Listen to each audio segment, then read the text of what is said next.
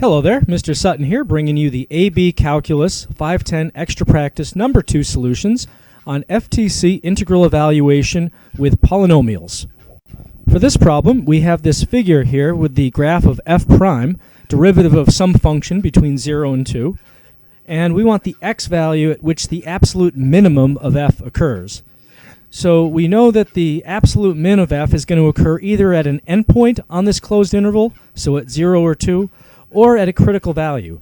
But now the only critical values where an absolute min can occur are values that are relative mins or local mins. So taking a look here, we see that f prime changes from negative to positive, indicating a relative min. Let's see, negative to positive, here's positive to negative. Oh, there is no negative to positive, so nowhere. This means there are no critical values that would possibly be the absolute minimum, which means that the absolute min must occur at an endpoint. So we're guaranteed that the answer to this is either going to be 0 or 2, A or E. Okay, so which one's it going to be?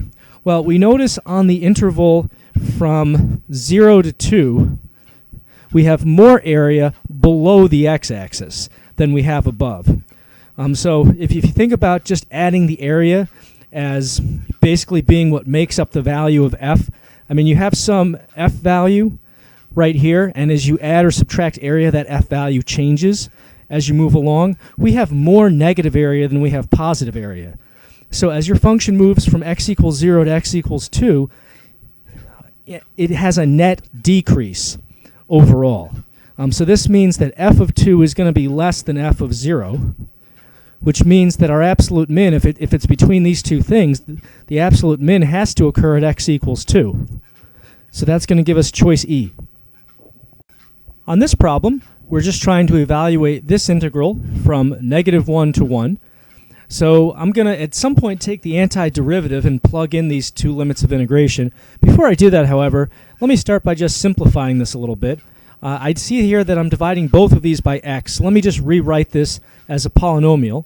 So x squared divided by x is x, and x divided by x is 1.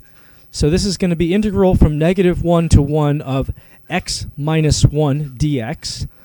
And you might be wondering, well, don't we have a hole at x equals 0? Because that's basically what happened, is you could factor an x out of these and cancel it with that x. And the answer is yes, this function does have a hole at 0, which is in between our limits of integration. However, the hole by itself is not going to stop us from actually finding the area. A vertical asymptote would, but the hole doesn't give us any kind of infinite area. So we're actually going to be okay with this. So now taking my antiderivative, this first exponent bumps up to a 2. So we've got 1/2, dividing by that new exponent, 1/2 x squared. And then we're going to be subtracting x and still evaluating this from -1 to 1. So this is going to be all this stuff with 1 plugged in minus all this stuff with -1 plugged in. Looking at each of these brackets individually, for this first one, we essentially have 1/2 minus 1, which is -1/2. And over here, this is going to be 1/2 plus 1, which is 3/2, but careful because we're subtracting that. So this comes out to -4/2, which is just -2, giving us choice A. For this problem, to find the value of this integral, I just have to use my fundamental theorem by taking the antiderivative and plugging in 1 and 2 and subtracting. So let's start with the antiderivative. This first exponent is going to bump up to a 4. Dividing by that, we have 1x to the 4th. Minus, this is going to be a 2 for the new exponent. Dividing by that, we have minus 1/2 x squared, evaluated from 1 to 2. So we have both of these things with 2 plugged in, minus both of these things with 1 plugged in. So plugging in 2 in this first bracket, this is going to be 16 minus, let's see here, this is half of 4. So 16 minus 2, which is 14. Over here, this is just 1 minus 1/2, which is 1/2. So we're subtracting 1/2 here. So we have 14 minus 1/2, which is basically 28/2 minus 1/2, or 27/2, giving us answer choice A. On this problem, I'm given this graph of f, and I'm being asked to find the integral from 0 to 12 of f prime of x dx. So be careful here. They're not actually asking for the area under the curve here. That would be the integral of f. This is the integral of f prime. For this one, we're just going to need to take the antiderivative and plug in our limits of integration. So the antiderivative of f prime, the thing I need to take the derivative of to get f prime, is just simply f.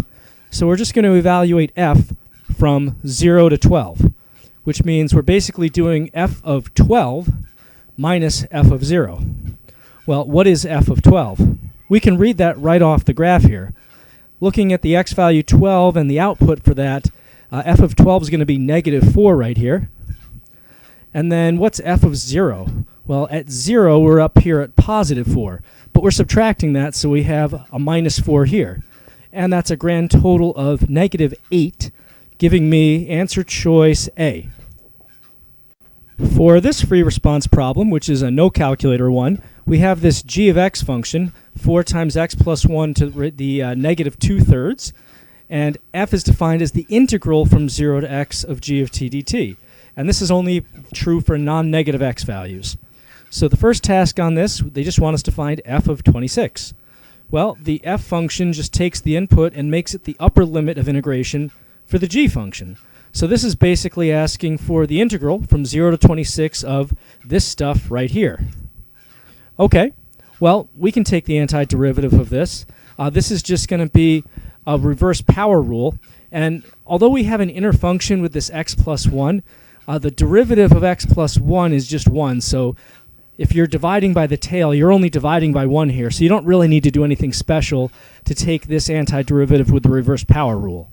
So our new exponent is going to be, let's see here, negative 2/3 plus 1 is going to be 1/3. And then we're going to be dividing by 1/3, so multiplying by 3. So the antiderivative then is going to be 12 times x plus 1 raised to the 1/3 power. And we're evaluating this from 0 to 26. So in order to evaluate this, because I'm not quite there yet, I need to do a few things. One thing I'm going to do actually is I'm going to take a 12 out of all of this. And then next to it in a parentheses, I'm going to have 26 plus 1 to the 1/3 power, which I can call the cube root of 26 plus 1, if that makes a little more sense. And then I'm going to subtract this stuff with 0 plugged in, so cube root of 0 plus 1. So I've got a 12, I've got the cube root of 27, which is 3, and this is the cube root of 1, which is just 1, so 3 minus 1 in there. So 12 times 2 gives me 24. You could have stopped back here where you had all numbers, but I like simplifying things because this is not the real AP test. On this part of the problem, they want us to determine the concavity of the graph of f for x values greater than 0. All right, so if I'm talking about concavity, I need to figure out f double prime and figure out the sign of it. Well, let's start with f single prime. The derivative of f is going to be the derivative of this integral function with the g inside. Now, since we have a variable in the upper limit of integration, we can use our fundamental theorem and basically just plug the upper limit in here for the dummy variable. So it turns out that f prime of x is none other than g of x. But we need f double prime of x. So that's going to be g prime of x. Well, what is g prime of x? It's the derivative of this g function up here, which we can find by just using the power rule. So we've got negative 2/3 times 4, which is negative 8/3. We still have the x plus 1, and now this is going to be negative 5/3 for the new exponent. It's going to be kind of hard to analyze the sign of this thing, though, without putting this back in some kind of fractional radical form. So let me do that. This is going to be a negative fraction. We have an 8 in the numerator.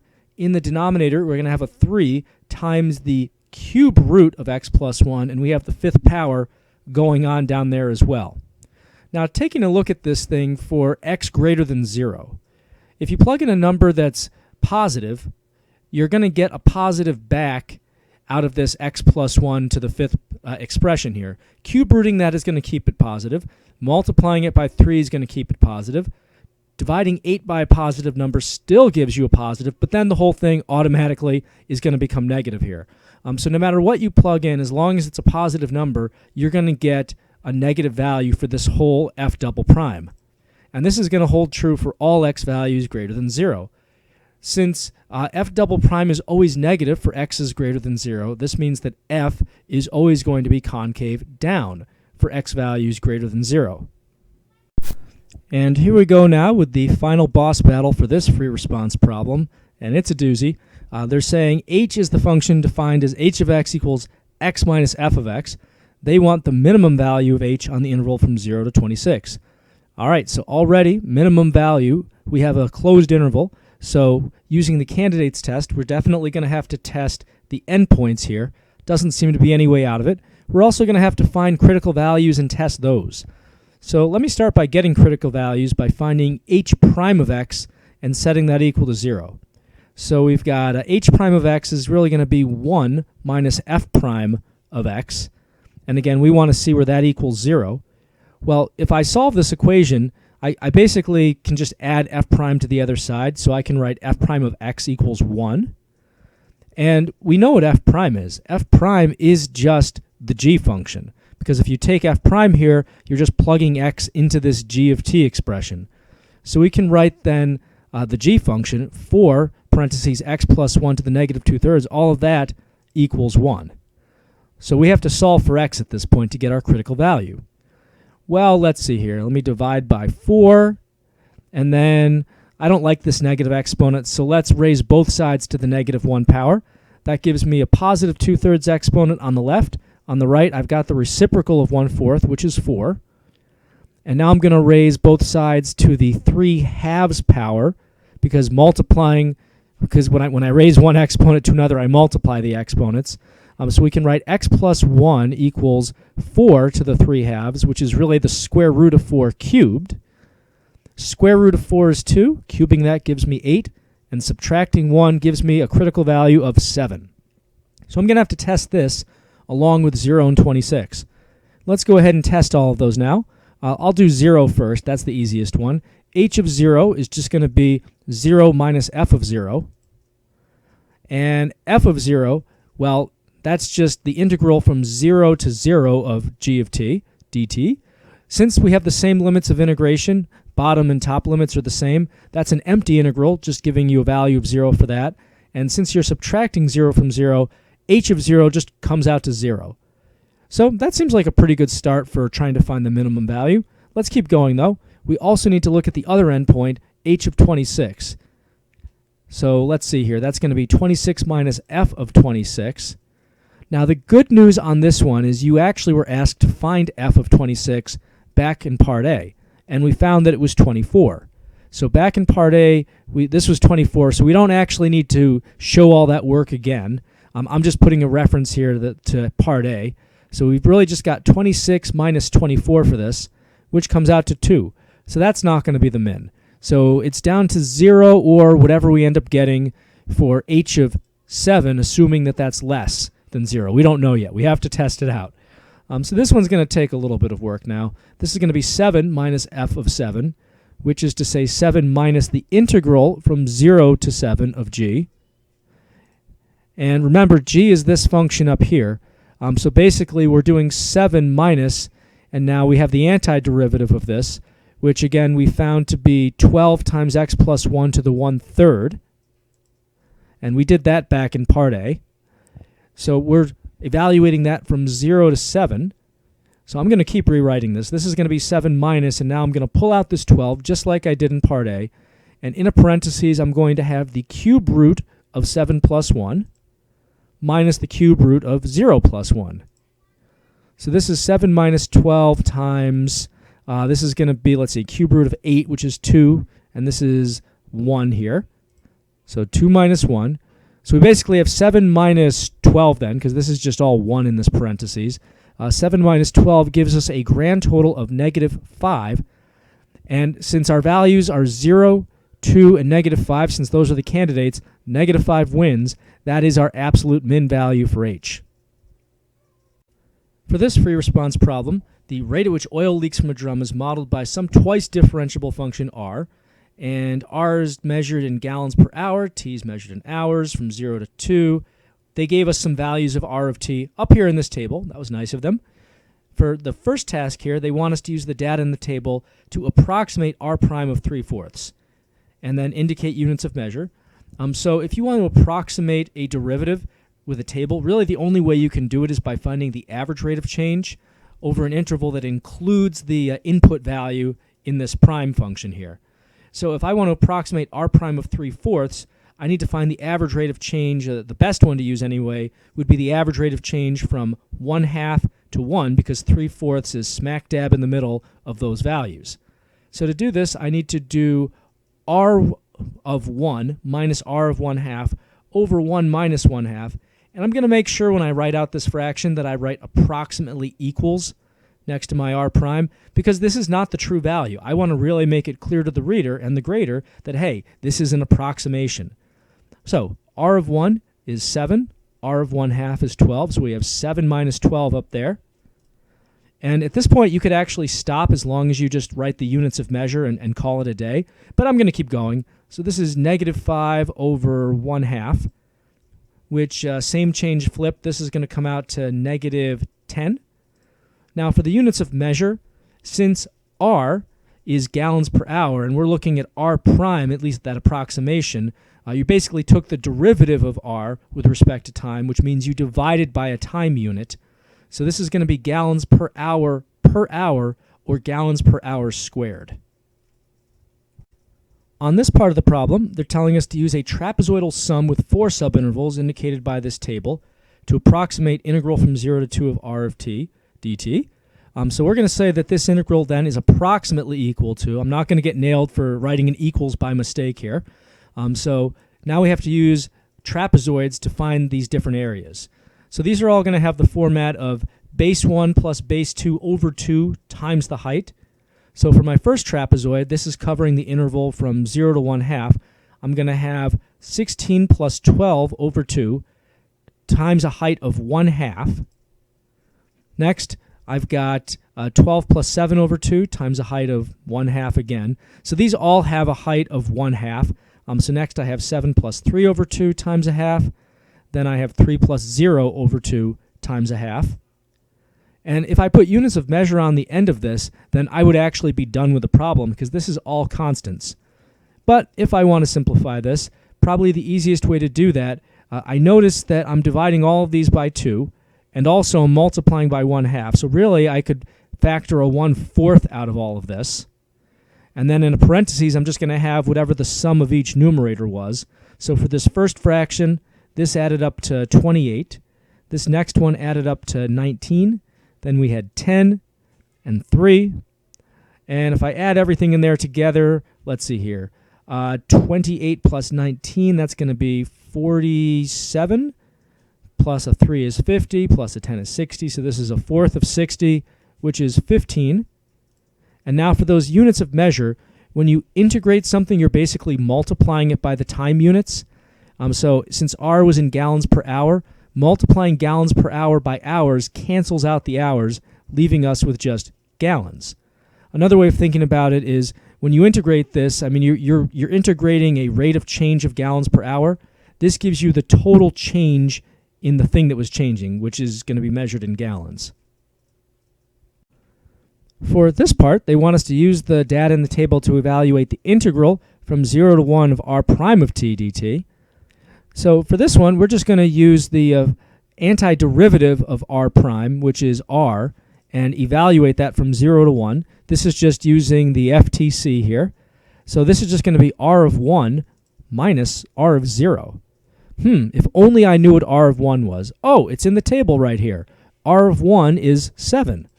And r of 0 also in the table, that's 16. So this is just going to be 7 minus 16, which is going to come out to -9, and that's gallons per hour, because this is the same units as r here. For this last part, this is a pretty tough problem if you haven't done these before and kind of know your way around them. It's actually pretty easy if you know what they're expecting you to do.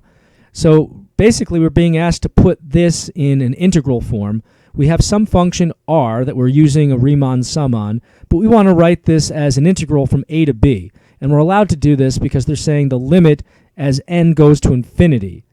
So a definite integral basically gives you an infinite Riemann sum. So we're looking for something in this form, integral from a to b of r of x dx. really your only task on this is to just find the a and the b and write it out. So a is generally going to be this number in here that's being added to the k over n, or the whatever times k over n term. So a is going to be 1/2 in this case. To find b, you need to know the distance between a and b, the interval length, and that's always this number here on the outside that's being divided by n, because essentially what's going on here is this r of all this craziness, this is all your rectangle heights, an infinite number of heights, and this 1 over n, this is the delta x. This is all your rectangle bases. To get that base, you're taking the interval length, which is 1 in this case, and dividing it up into an infinite number of pieces. That would give you the length of each base. The important part of all this, though, is that your interval length is 1, so to get the b value, you just need to do 1/2 plus 1, which ends up being 3/2. So plugging this back in, we can just write the integral from 1/2 to 3/2 of r of x dx, and that is all that they were looking for.